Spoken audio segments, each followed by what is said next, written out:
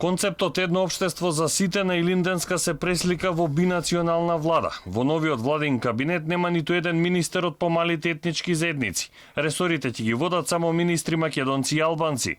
Ромската заедница го изгуби министерското место без ресор за имплементација на стратегијата за ромите, а во новата влада ќе го нема ниту министерот без ресор задолжен за странски инвестиции кој беше предложен од партијата на турците. Опозицијата во ова гледа ризик за политичката иднина на државата.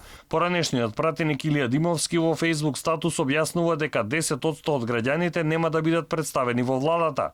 Партиите на помалите етнички заедници, што и понатаму во вакви околности ќе покажат лојалност кон СДСМ, докажуваат дека немаат политичка сила за да ги застапуваат нивните членови и гласачи. СДСМ докажа дека нема никаков политички интерес и капацитет да работи за интересите на помалите заедници. Дуипак покажува дека не забележува дека постојат овие 10% наши сограѓани. Освен промени во етничката структура, карактеристични за новата влада се и персоналните промени и укинувањето на дел од министерските позиции, особено на оние без ресор. Отчетноста и транспарентноста на владата, барем на министерско ниво, заврши по 3 години. Роберт Поповски нема да биде дел од владата и се сели на друга позиција. Заминува и Едмонд Адеми, кој беше задолжен за диаспората. Заев барем во владата за мандатот кој предстои нема да смета на Десковска, Манчевски, Димковски, Сугаревски од СДСМ, Дураку, Адеми, Исмаили, Джемаили од ДУ и Апостоловска од НСДП.